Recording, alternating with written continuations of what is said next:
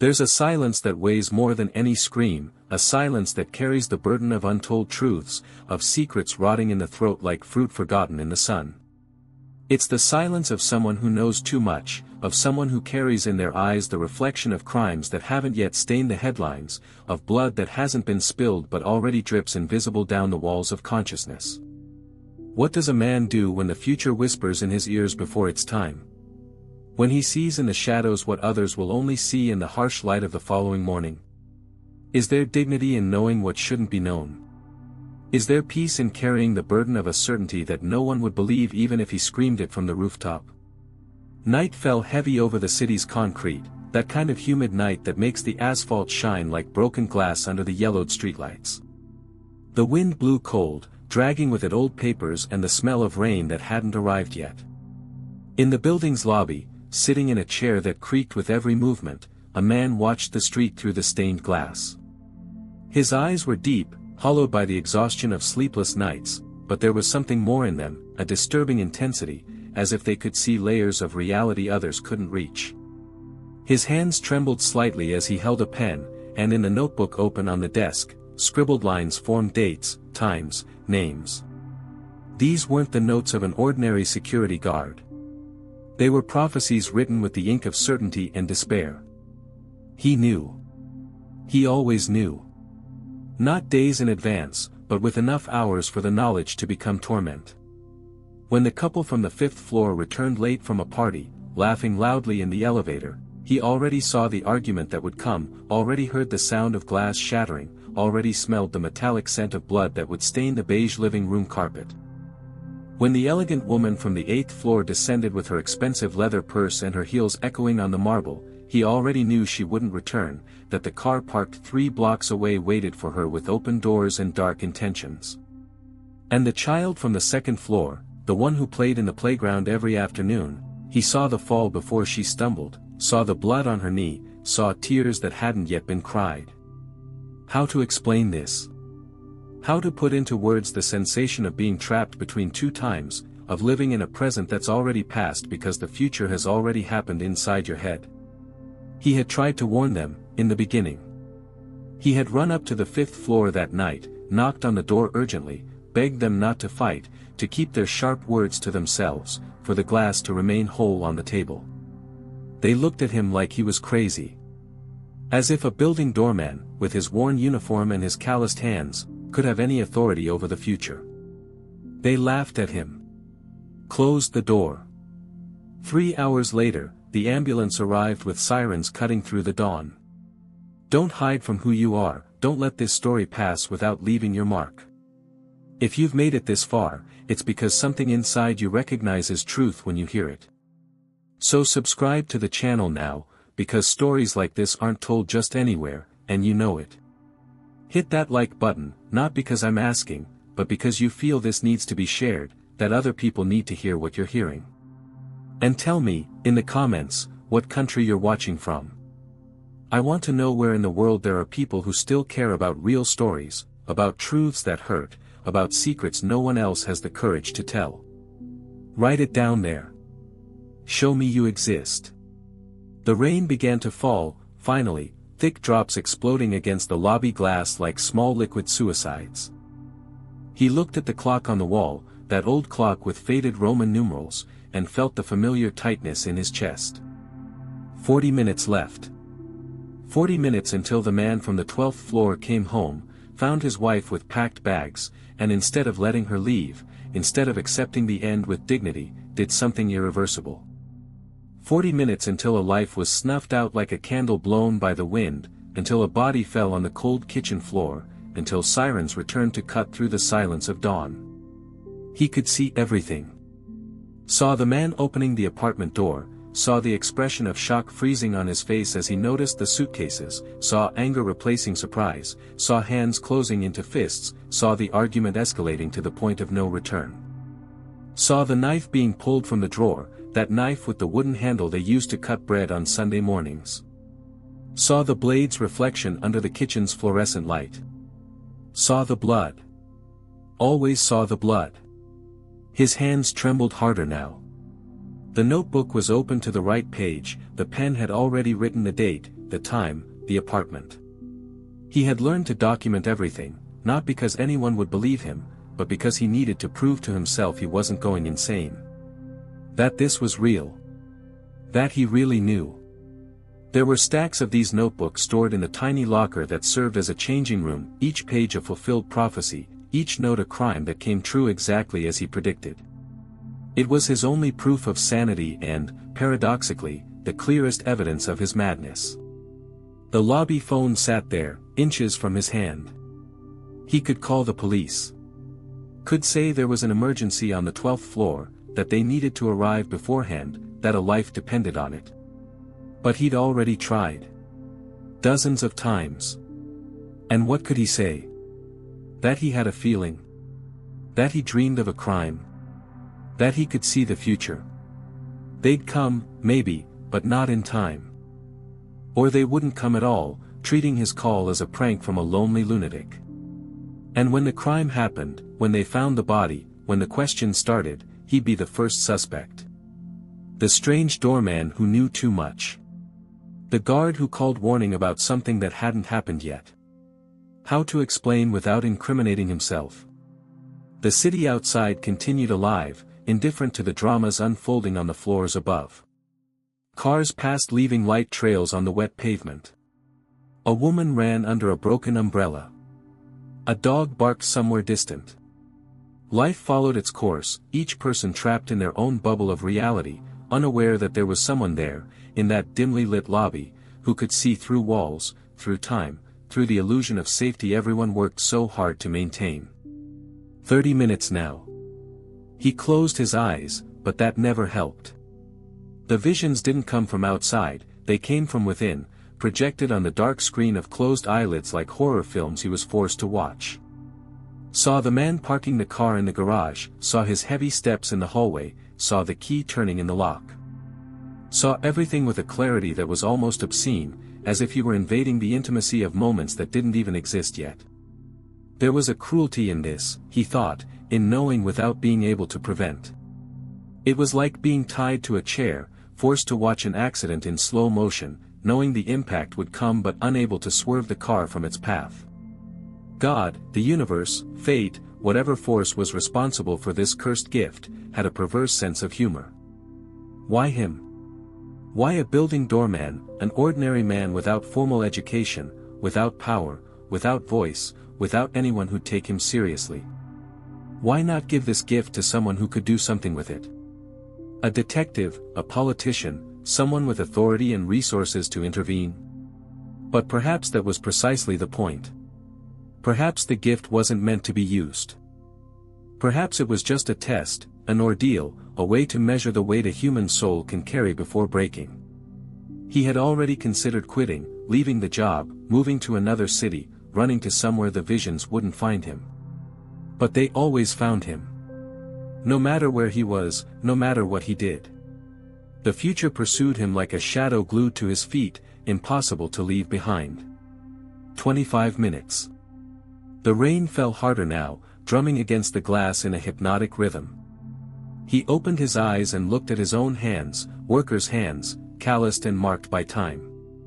Hands that opened doors, that helped people with their groceries, that waved to children, that cleaned the lobby floor. Hands that never hurt anyone. But they were also stained hands, in a way, stained by the blood of all the crimes he saw happen without being able to prevent them. Was he an accomplice by omission?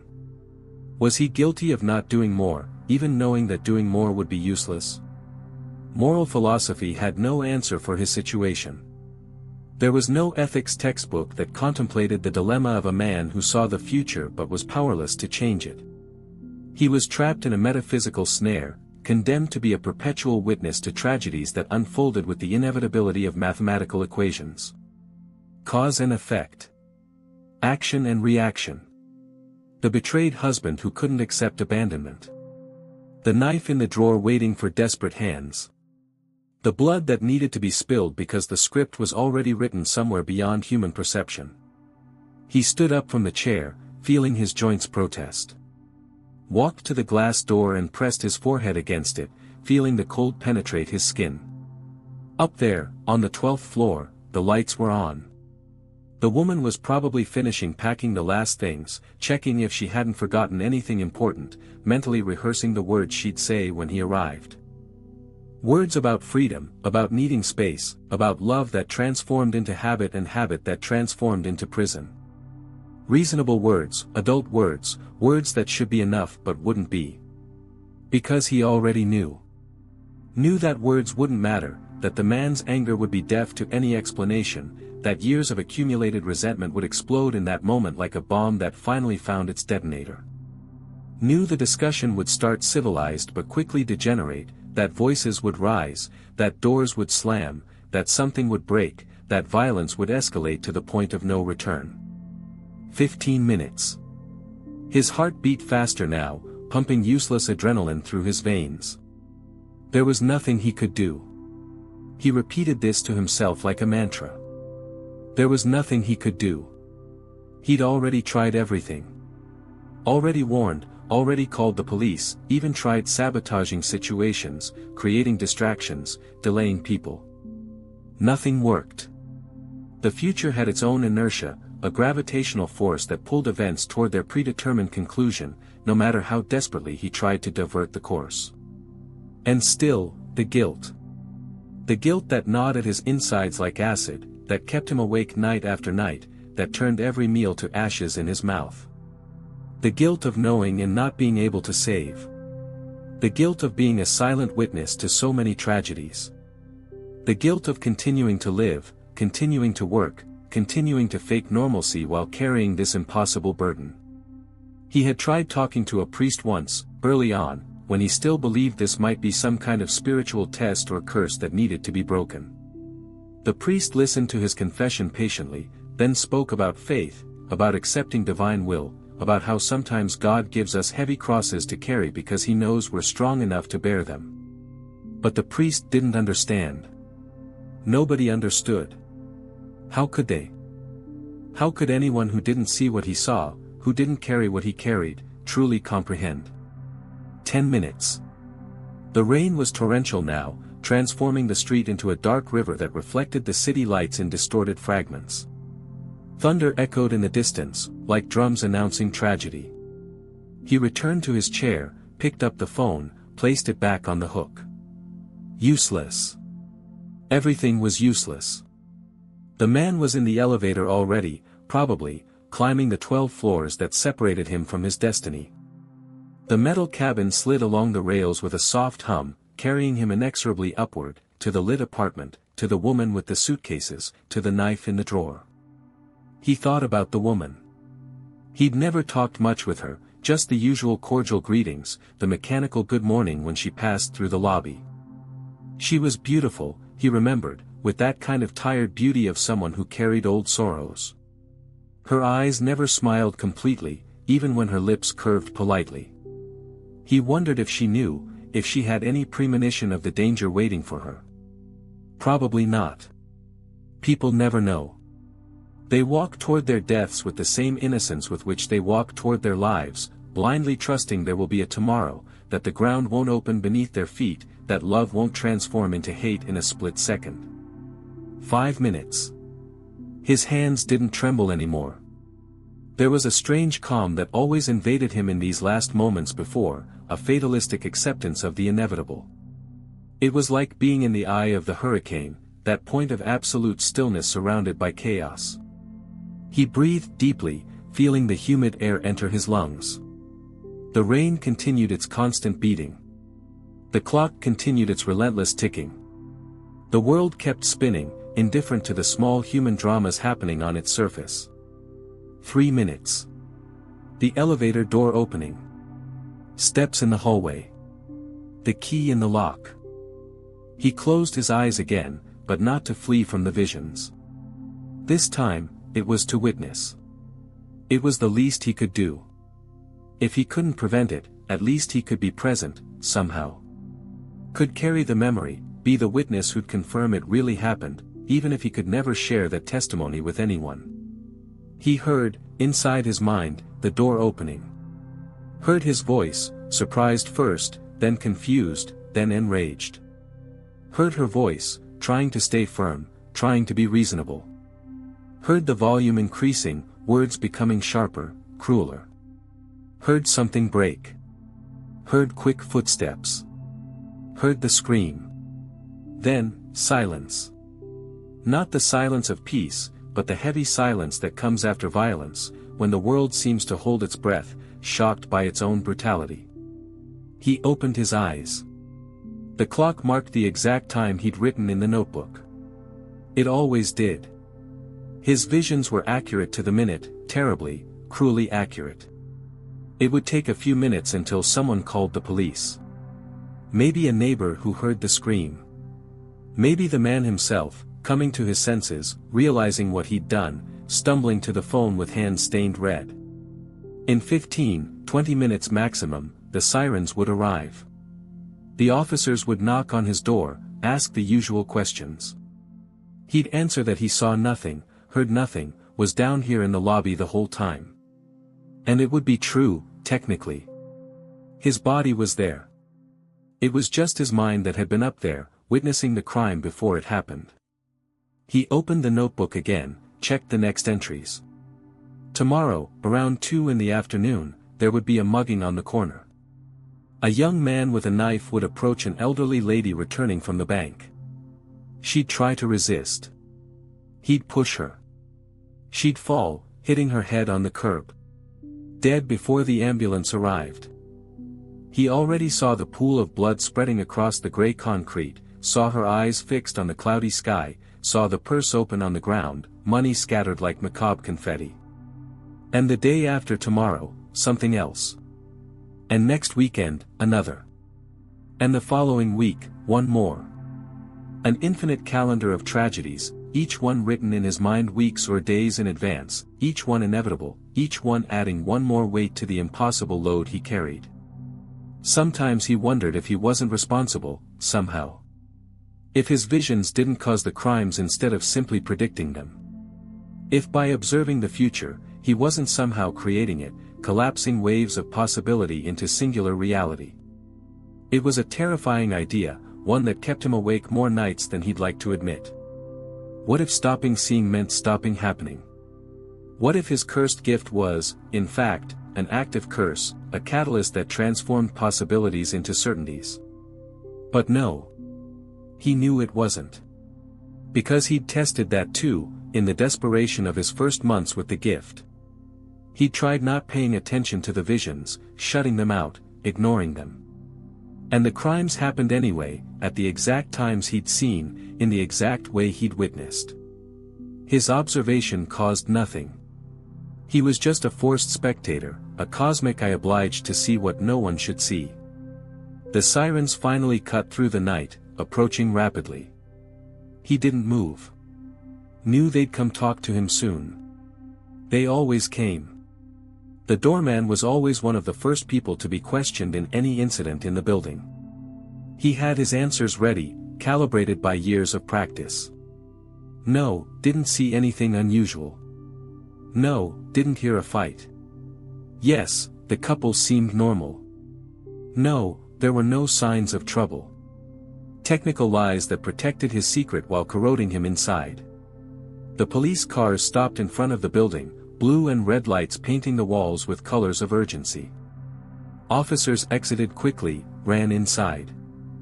He watched them pass, dark uniforms wet from the rain, serious faces, hands on holsters. They were good at their jobs, he knew. They'd get up there, do everything right, follow all the procedures. But always too late. Always too late. One of the officers came down after a few minutes, approached the lobby. Knocked on the door. He stood up, opened it, put on the expression of innocent concern he'd perfected.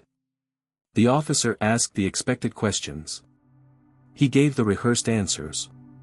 The officer wrote everything down in a wet notepad, thanked him, left. Another documented tragedy. Another file that would join the thousands of others in some forgotten storage room. He closed the door and returned to his chair. The rain was diminishing now, reduced to a persistent drizzle.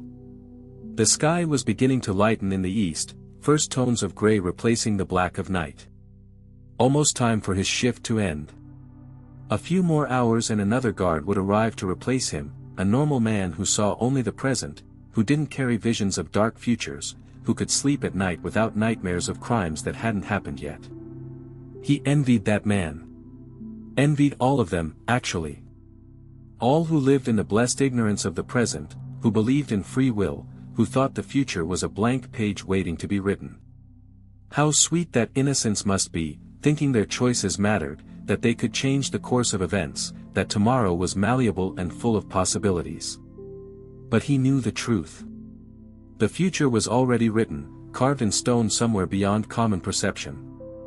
Every choice had already been made, every word had already been said, every action had already been executed. They were just actors who didn't know their roles yet, stumbling toward their marked destinies like sleepwalkers in a collective nightmare. He looked at the open notebook, at the next entries. Tomorrow's mugging. Friday's bar fight. Saturday's car accident. Sunday's overdose. Week after week, month after month, year after year. There was no end. The gift had no expiration date. There was no cure, no rest, no hope that one day he'd wake up normal, free of this cursed vision. He thought about suicide sometimes. Of course he did. Anyone in his position would. A way to escape, to finally find peace. But even that seemed useless. Because if the future was immutable, then his death was also already marked at some specific point on the timeline. And if he was still alive, if he was still sitting there in that damp lobby at the beginning of another day, it was because his time hadn't come yet. It was because he still had more tragedies to witness, more blood to see spilled in his mind, more guilt to accumulate in his conscience. Daylight finally conquered the darkness, bringing with it the typical gray of post-storm mornings. The city began to wake, people leaving their homes, going to their jobs, their lives, their personal futures unfolding according to schedules he couldn't see. His gift had limits, he'd discovered. He only saw crimes, only violence, only tragedy. Didn't see the happy moments, the births, the weddings, the small joys that made life bearable. Saw only the dark side, only the worst in human nature. It was as if the universe had decided he needed to be a specific witness to cruelty, to the human capacity for violence and destruction. Why? What was the purpose? Was there some greater plan, or was it just cruel chance, a defect in reality that fell on him like lightning randomly choosing where to strike? The other guard arrived punctually, shaking his umbrella before entering. They exchanged the usual mechanical greetings. He passed along the necessary information, omitting, as always, what really mattered. He grabbed his old backpack, put on his worn coat, went out into the day that was settling over the rain-washed city. He walked through the wet streets, passing people who didn't know, who'd never know, who lived their lives in the comfortable illusion that tomorrow was uncertain. He envied them with an intensity that hurt. Envied their blindness, their innocent faith in chance, their ability to be surprised by what the future would bring. He reached his tiny apartment, climbed the 3 flights of creaky stairs, opened the door to the claustrophobic space he called home. A bed, a table, a chair. Shelves covered with notebooks, all filled with his notes, his fulfilled prophecies, his archive of horrors that no one would ever read. Proof of his sanity or evidence of his madness, depending on who looked. He lay on the bed without taking off his shoes, staring at the ceiling stained with moisture.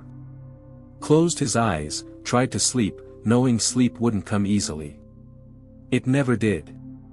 And when it finally arrived, it would be populated by dreams that were memories of the future, nightmares that were predictions, visions of blood and violence that waited patiently for their turn to manifest in the real world.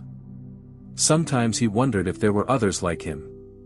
If somewhere in the city, the country, the world, there was another person carrying the same impossible burden, seeing what shouldn't be seen, knowing what shouldn't be known. If there were, they'd never meet. People with gifts like this don't seek company. They live in isolation, protected by their secrets, imprisoned by their knowledge. Morning advanced outside. Cars honked. Children screamed on their way to school. Street vendors hawked their goods. Life followed its normal course, indifferent to the man lying in a dark apartment, indifferent to the visions that tortured him, indifferent to the fact that someone there knew too much, saw too much, carried too much. And tomorrow, at 2 in the afternoon, he'd be standing on the corner, watching from afar, when the young man with the knife approached the elderly lady. He'd be there when she fell, when her head hit the curb, when the blood began to spread. He'd be there, invisible among the other people on the sidewalk, one more witness no one would question because no one would know he'd already been witnessing days before the crime happened. And the day after tomorrow, he'd be somewhere else, watching another tragedy unfold exactly as he'd predicted. And the next day, and the next, and the next. An eternal witness to violence that repeated with the regularity of tides, each unique in its details but all the same in their essence of human cruelty. There were nights when he prayed, despite having lost faith long ago. He prayed not for salvation, not for relief, but simply for understanding. Just an explanation. A reason. Something that made all this suffering make sense. But the sky remained deaf, if there was anyone listening on the other side. And the visions kept coming, relentless, inexorable, transforming each day into an ordeal, each night into a vigil, each moment into a reminder of the burden he'd carry until the end of his days. The doorman who knew too much. The man who saw the future but was powerless to change it. The guard who kept not just a building, but secrets that destroyed him inside, truths no one would believe, knowledge that was both gift and curse, blessing and torture, light that only revealed ever deeper shadows. And while the city continued its rhythm outside his window, while millions of lives intertwined in complex patterns no one could truly comprehend, he remained lying in the dark, eyes open now, fixed on the ceiling, mind racing through corridors of time, seeing things that didn't exist yet but inevitably would, carrying the impossible weight of being the only person alive who truly understood that the future wasn't a promise, but a sentence already pronounced, just waiting for time to catch up to the verdict.